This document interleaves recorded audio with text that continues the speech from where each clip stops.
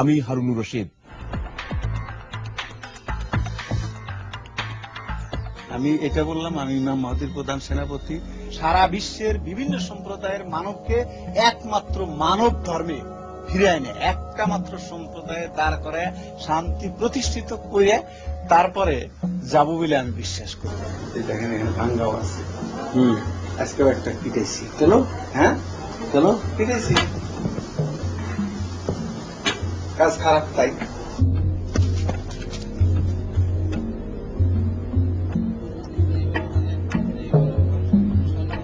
সম্মানজনক জীবিকা, সম্মানজনক জীবিকা, পরের ভিক্ষা দেওয়া জীবিকা, ভিক্ষা নাই, ভিক্ষা দেয় আমাকে।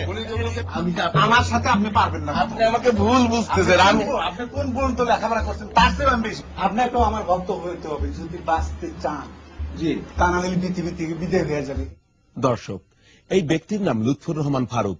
গোপীবাগে একটি ভাড়া বাড়িতে থাকেন। গ্রামের বাড়ি টাঙ্গাইলের ভুয়াপুর। তিনি নিজেকে ইমাম মাহাদির প্রধান সেনাপতি বলে দাবি করছেন। ইসলামের প্রচলিত বিশ্বাস আর আচারে এনেছেন পরিবর্তন। তার শিষ্য জুটেছে বেশ। তারা ফারুককে ডাকেন আব্বা নামে। ভক্তিতে মাথা নত করেন পায়ের কাছে। তার কথার বাইরে কিছু মানতে রাজি নন ভক্তরা। আর তাদের সহায় সম্পদ বিক্রি করে টাকা তুলে দিচ্ছেন ফারুকের হাতে। আর সেই টাকায় কর্মহীন আয়েশি জীবন তার। আর এ কারণে পথে বসেছে বহু ভক্তের পরিবার। তবুও থামছে না ইমাম মাহাদির কথিত এই সেনাপতির ব্যবসা। দর্শক, লুৎফর রহমান ফারুককে নিয়ে এবারের ২১-এর চোখ। দেখুন তার আদ্যপান্ত, শুনুন তার উদ্ভট কথা, জানুন তার প্রতারণা।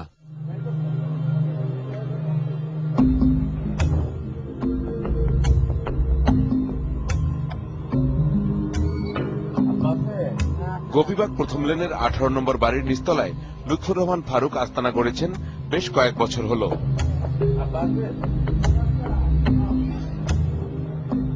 আমরা ৯ অক্টোবর সকাল ১১টার দিকে আচমকা ঢুকে যাই তার বাসায়। ভক্তদের ভিড় পেরিয়ে সরাসরি ঢুকে যাই তার খাস কামরায়। তিনি তখন নতুন ভক্তদের কাছ থেকে টাকা আদায়ের হিসেবপত্র লেখার কাজে ব্যস্ত ছিলেন। একজন তার পায়ের কাছে মাথা নত করে ভক্তি দেখানোর অনুমতি চাইলে ক্যামেরার সামনে পরিস্থিতি আড়াল করতে ধমক দেন।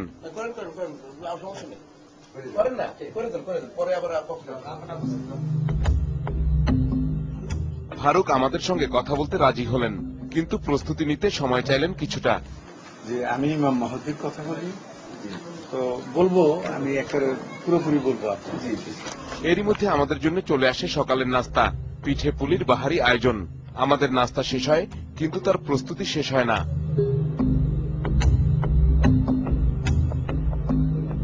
তাই আমরা এই ফাঁকে তার ভক্তদের সঙ্গে কথা বলি। তাদের কাছ থেকে জানতে চেষ্টা করি তারা কেন এসেছেন আর ফারুককে তারা কিভাবে দেখেন। এখানে লুৎফর রহমান ফারুক সাহেব আমাদের বিশ্বত্রাণকর্তা, ইমাম মাহাদির প্রধান সেনাপতি। যে সত্য কথা ইসলামের, সেই সত্য কথা সে বলে, আর সত্য কথা বলে আসতেছে। কোরআনের যা আলোকে যে কথাগুলো সত্য মোহাম্মদের সেই রিপ পাইতেছি আমরা। যেটা আমরা শুনে আসছি যে ইমাম মহদি আসার কথা, তিনি আসছেন। এবার ইমাম মহদির কাজ যেহেতু প্রধান সেনাপতির মাধ্যমেই হবে, তো সেই হিসেবে প্রধান সেনাপতি হিসেবে যিনি আছেন লুৎফর রহমান ফারুক বিশ্বত্রাণকর্তার রূপে তিনি আবির্ভূত। আমরা তার কাছে বায়াত গ্রহণ করছি। অতঃপর ফারুকের প্রস্তুতি শেষ হয়। তিনি বসেন আমাদের সামনে, তুলে ধরেন তার কথিত পরিচয়, জানান তার দায়িত্ব সম্পর্কে।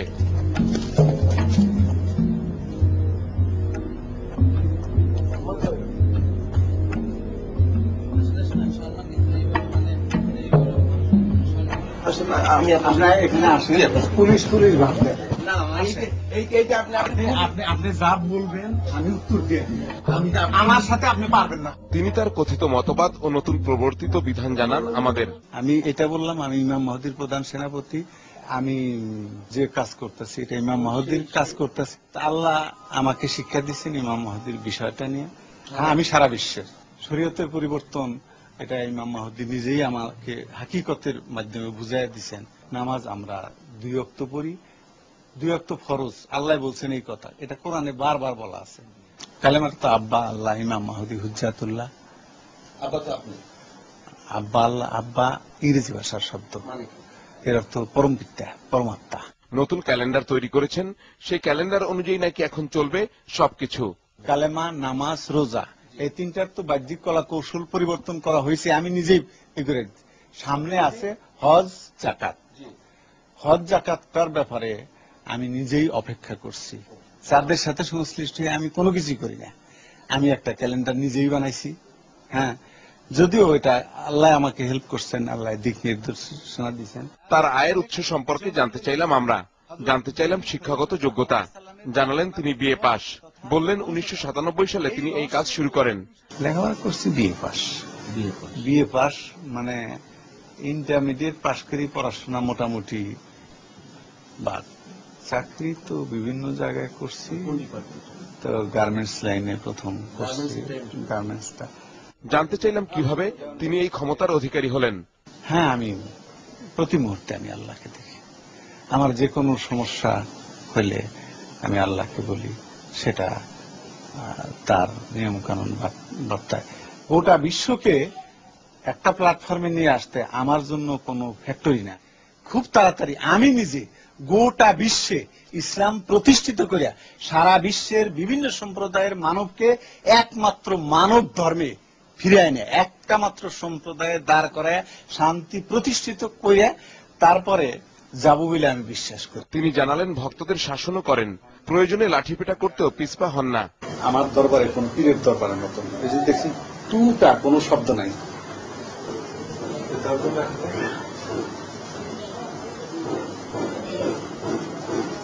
দেখেন এখানে ভাঙ্গাও আছে। আজকেও একটা পিটাইছি। কেন? হ্যাঁ, কেন পিটাইছি? কাজ খারাপ তাই। এক পর্যায়ে তিনি আমাদের ক্যামেরা বন্ধ করার জন্য বললেন। জানালেন অনেক কথা ক্যামেরার সামনে বলা যাবে না, কিন্তু কৌশলে তখনও আমাদের ক্যামেরা সক্রিয়। রং সং লাগানো যে শরীয়ত, যে এতবার রুকুর তাসবিহ পাঠ করবেন, এতবার সেজদার তাসবিহ পাঠ করবেন এবং এইভাবে নিয়ত করবেন, এসব হুজুর পাক সাল্লাল্লাহু আলাইহি ওয়াসাল্লামের জামানায় কিছুই ছিল না। তবে তার প্রধান শিষ্য মনির বারবার সন্দেহ করেন আমাদের। ইমাম মাহদী একবার এইভাবে বললেন যে এরকম টাকা বললেন যে আমি ভাবছি দিনের সংঘর্ষে কিভাবে সমস্যার সমাধান করা যায়, বুঝলে আবার একটু এইভাবে ওরা লেগে শেষ হয়ে যাবে। ফারুককে আমরা অনুরোধ করলাম তার ভক্তদের মাঝে যেতে, অনুরোধ করলাম তার ভক্তরা তাকে কিভাবে ভক্তি করে তার একটি মহড়া দেখাতে। তিনি আমাদের নিয়ে ভক্তদের মাঝে গেলেন, কিন্তু এক ভক্ত তার পায়ে পড়ে শ্রদ্ধা জানাতে চাইলে বাধে বিপত্তি। আপনার এত ভয় কিসের যে ভক্তরা আমার সামনে যদি আপনাকে কদম বুঝি করে? আপনি এখানে কেন বলতে আসেন বারবার? আমি সেটা বললে অসুবিধা কি? হ্যাঁ, অসুবিধা কি? আমার ভক্তরা পা উপর দিকে দিয়া, মাথা নিচের দিকে দিয়া এরা আমার এরা তো পায়ে আপনাকে কদম বুঝি করে। সিজদা করে। সেটা আপনি দেখতে চাবেন কি জন্য? সিজদা তো করে, আমি তো বলেছি যে আমরা সিজদা করি। সেজদা করে, সেটা এটাও বলছে যে আমরা আন্তরিকভাবে ওনার কাছে আত্মসমর্পণ করি। সেজদা স্যার মাথা নত করে সেজদা তো কিভাবে করি? দেখেন আপনি কিভাবে, সেটা আমি দেখতে চাই। দেখেন আপনি কিভাবে আপনি কিভাবে দেখেন আপনি সন্তুষ্ট হবেন? আপনাকে শুনুন, এখানে যারা মানে তুমি বেশি কথা বলো না। সে অন্ত কি স্বাক্ষর দেয়? আপনি কিভাবে কদম বুঝি করেন? ইমাম মাহদী। ইমাম মাহদী। হ্যাঁ, তাহলে আপনি কিভাবে তাকে শ্রদ্ধা করেন? 6 মাস পরে এসে, আপনি কিভাবে 6 মাস পরে এসে সেটা এই জিনিসটা চাই। ভক্তকে তিনি ক্যামেরার সামনে পায়ে পড়তে দিলেন না। সেটা হলো আত্মসমর্পণ। সেটাকে দেখতে হবে না। আত্মসমর্পণকে অনেকে সেজদা বলা, আপনি কি ওনার একমাত্র ভক্ত? না। কিন্তু ভক্তরা জানান তারা ফারুকের পায়ে পড়ে শ্রদ্ধা জানান। তারা নিজেরাই এই কাজ করেন মন থেকে, তাদের নাকি কেউ বাধ্য করে না। তো উনি আউলিয়া, তাকে আমরা উপাস্য হিসেবে গ্রহণ করি, সেজন্য আমরা তাকে সেজদা করি। কিভাবে সিজদা করেন? যেভাবে যেভাবে সেজদা করা হয় ঠিক সেভাবে। এই নত হওয়াটাই সিজদা, আর কোনো কিছু না। সেজদা করি আমার এই পীরের, আমি সেজদা করি। কেন তারা ফারুকের পায়ে পড়েন আর এর পেছনে কি যুক্তি রয়েছে তাও জানতে চাইলাম। ইমাম মাহদী প্রধান সেনাপতি, ওনার উপর দায়িত্ব আছে। তিনি বিশ্ব ত্রাণকর্তা এবং ইমাম মাহদী বলে দাবিদার। আমরা তার ভক্ত বলে তাকে আমরা শ্রদ্ধার সহিত, অন্তরের সহিত তাকে আমরা সেজদা করি। তারা সবাই ফারুকের দেয়া বিধানের অনুসারী। তারা মনে করেন এই বিধানই সঠিক, অন্য কোনো যুক্তি তাদের কাছে গ্রহণযোগ্য নয়। জি, এটা আল্লাহর কোরআনে বলছে। আল্লাহর কোরআনে এটা বলে নাই যে আপনি ভক্তদের কাছ থেকে টাকা নিয়ে খাবেন, এটা কেন হারাম বলেন? এই জন্য আপনি সুবিধা পাই। তারা ফারুকের প্রবর্তিত নিয়ম অনুযায়ী চলছেন, মনে করছেন এই প্রতিবেদক সহ আরো যারা আছেন তারা বিপদগামী। উনি নামাজকে চেঞ্জ করছে, উনি রোজাকে চেঞ্জ করছে। এখন চেঞ্জ করেন, রূপের পরিবর্তন হয়েছে, হ্যাঁ, আপনি বুঝতে এবং পারছেন। উনি একই সঙ্গে উনি এখন হজ আর জাকাত নিয়েও চিন্তা আছে, কৌশলী হয়েছেন, তাই তো? ভক্তদের সামনেই ফারুককে আমরা তার বিকৃতি নিয়ে চ্যালেঞ্জ করি, এতে তিনি রেগে যান। আজে বাজে কথা বলেন কি জন্য? রসুলকে সিজদা করতে আপনাদেরকে শিখাইছেন? কে রসুলকে সিজদা করতো? এদেরকে শিখাইছি মানে এরা বললো নাকি? এরা বলতো। এইসব হাদিসে আছে, কিছু কিছু হাদিসে আছে অমুকে গাছ আইসা সেজদা করছে, অমুক আইসা সেজদা করছে, এইভাবে। তখন সাহাবারা বলছে, হুজুর আমাদের তো নামাজ কর্তব্য কোরআন আপনাকে। আছে, কোরআন বের করে দেখেন, আপনি নিয়ে আসুন। আপনি তো একজন ভণ্ড, এই তো এখানে এখানে স্পষ্ট হয়ে গেছে। কিভাবে ভণ্ড হলেন আমাকে বুঝায় দেন। আপনি মানুষকে বিভ্রান্ত করতেছেন, কিভাবে আপনি বিভ্রান্ত 2 করতেছি? ওয়াক্ত নামাজ পড়াইতেছেন, আপনি রসুলের কলেমা চেঞ্জ করেছেন। হ্যাঁ, আমার সে অথরিটি আছে, আপনার কিছু বলার আপনাকে অধিকার কে নাই। অথরিটি দিয়েছে? আল্লাহ অথরিটি দিচ্ছে। আল্লাহর ধারে কাছে আপনি আল্লাহকে চেনেন? জি, আল্লাহকে চিনেন? ক্ষমতা থাকলে আপনি আমাকে গাইবি ক্ষমতায় আমার কিছু করেন, আমি চ্যালেঞ্জ করলাম এখানে। আপনার যদি কোনো ক্ষমতা থাকে, আপনার যদি ইমাম মাহাদির কোনো ক্ষমতা থাকে, আপনি যদি ইমাম মাহাদির সিপাহ সালার হন, প্রধান সেনাপতি হন, আপনাকে আমি চ্যালেঞ্জ করি, আপনি আমার কোনো ক্ষতি করেন, আমার কোনো শাস্তি দেন, আমাকে ক্ষমতা থাকলে করেন। এরা হচ্ছে এক একজন 1000, 2000, 5000 টাকা দেয়, আপনার ভক্ত আছে 10,000 টাকা দেয়, সারা বছর ধরে আরাম এসে খাইতেছেন। আচ্ছা, এই মানুষের কাছে প্রতারণাকে টাকা নিতেছেন, আপনার জবাব কি? আমি প্রতারণা করি না। মানুষ ভক্তরা আমাকে টাকা দেয় ঠিকই, দিতে লজ্জা করে না? কেন লজ্জা করবে? ইনকাম করেন না, পরের কাছে টাকা নিয়ে খান। যারা ইমান আনে সৎকর্ম করে তাদের জন্য রয়েছে ক্ষমা ও সম্মানজনক জীবিকা। তো আপনি পরের পয়সা খাওয়া জীবিকা, পরের পয়সা- সম্মানজনক জীবিকা, পরের পয়সা সম্মানজনক জীবিকা। পরের ভিক্ষা খাওয়া জীবিকা। এটা ভিক্ষা নাকি? কেউ ভিক্ষা দেয় আমাকে? ভক্তরা জানান তারা সবাই ফারুককে নিয়মিত টাকা দেন।